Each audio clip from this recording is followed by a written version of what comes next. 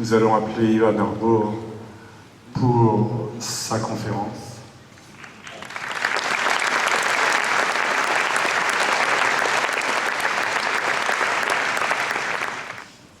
Merci à tous. Je crois que je vais essayer de faire de conversation en français, même si mon grammaire n'est pas très bon.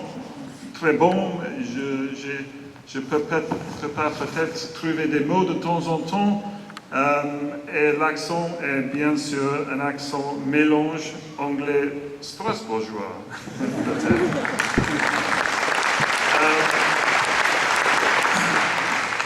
Donc, je suis ici, je me suis arrivé hier soir pour célébrer ces 20 ans depuis l'inauguration du Palais des droits de l'homme. Je l'ai visité aujourd'hui et je peux dire à tout le monde c'est dans un état bien entretenu. Et aussi, à mon avis, depuis la dernière fois que j'ai visité, qui est peut-être presque il y a 10 ans, le paysage finalement me donne l'impact qu'on a toujours voulu voir depuis le début du concours. J'ai commencé à travailler avec Richard, après école. Les numéros sont toujours difficiles en français. 1985. J'ai travaillé sur le bâtiment Lloyd's à Londres, dans le détail, et j'ai appris les façons et les moyens de construire avec cette comment on dit, beginning, my commencement. Aujourd'hui, ce soir, peut-être c'est une opportunité de revisiter le concours que nous avons fait, de peut-être le regarder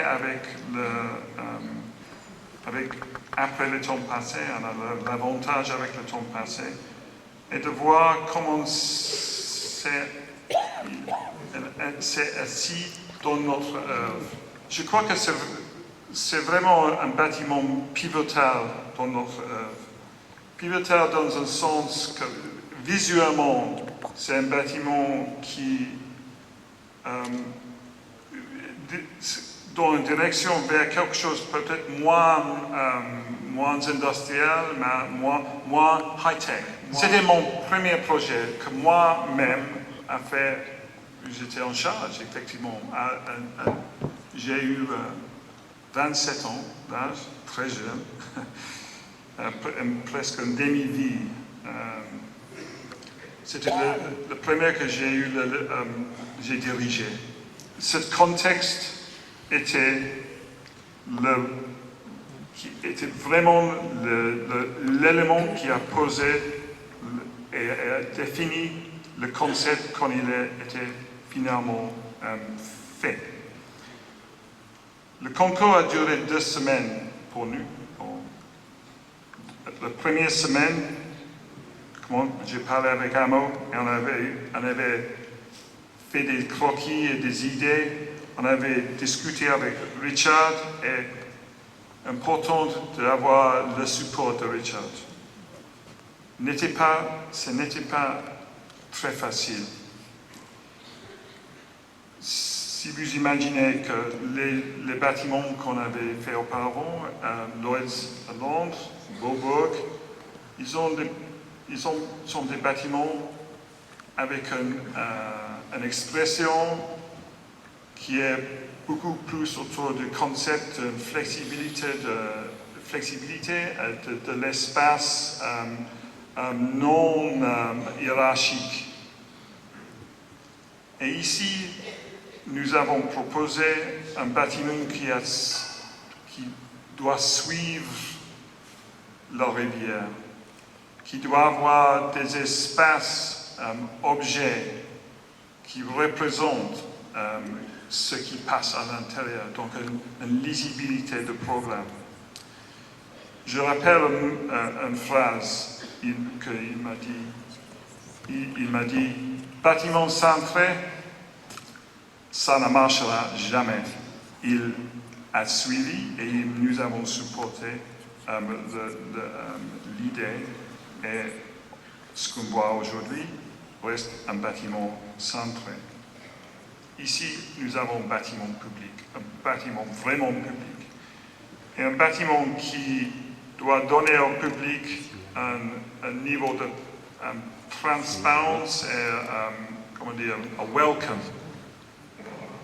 La lisibilité est claire. Même si c'est un bâtiment avec une expression, une grande expression, fort et les formes qui sont très apparentes, c'est un bâtiment qui, depuis le début, est prévu comme avoir une énorme quantité de répétition sur cette forme, spécifiquement pour les bureaux, mais aussi en principe pour les autres parties. Un des remarques de Richard pendant le concours était « c'est pas un bâtiment flexible ». J'ai lui dit, mais on ne peut pas juste mettre tous dans une seule boîte parce qu'il n'est pas peut-être lisible ce qu'on veut faire. Ici, pour ce bâtiment, on était bien testé par cette question de flexibilité parce qu'au milieu, pendant la phase, je crois qu'on a peut-être vraiment commencé à bâtir sur le chantier. On a eu c'était 1992 et le mur Berlin était tombé. Et le Conseil de l'Europe nous avons demandé d'augmenter la taille de ce bâtiment par presque 50% de surface. Donc ce que vous voyez aujourd'hui, c'est un bâtiment qui est 150% de taille de l'original. On a rajouté des niveaux de bureaux, on a augmenté les tailles des salles. Mais en réalité, ce n'était pas vraiment le concept d'avoir une boîte flexible. Parce que pour nous, pour moi spécifiquement, c'était plus important que ça soit quelque chose de lisible et qui a donné quelque chose humain au public. Même il y a 25 ans depuis le concours, un des demandes du programme était d'avoir des bureaux non refroidis.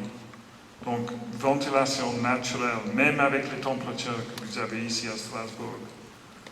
Donc, on avait fait tout ce qu'on a pu faire, mais sans les avantages de l'ordinateur qu'on a aujourd'hui. Et c'est un élément qui est bon. Le principe de demande a été bon, mais on n'a pas eu l'expérience. Et je crois qu'aujourd'hui, si on a eu le même programme aujourd'hui, on va trouver une réponse which would work. C'était la première fois que j'ai eu la chance de faire collaborer avec les architectes, ingénieurs, clients qui a parlé anglais, français. On a eu une équipe française, une équipe anglaise, client anglais, français. J'ai appris un petit peu français, spécialement les mots de construction. Une chose que j'ai aimé bien était la relation entre l'architecte anglais avec une education comme on a, très très pratique, et les artisans français. Pour moi, cette relation était peut-être le plus fort. Et donc tout ce qu'on voit sur le bâtiment aujourd'hui, tous les éléments qu'on voit est touché par l'architecte et l'artisan. Et c'est ça pour moi qui donne ce bâtiment quelque chose de spécial.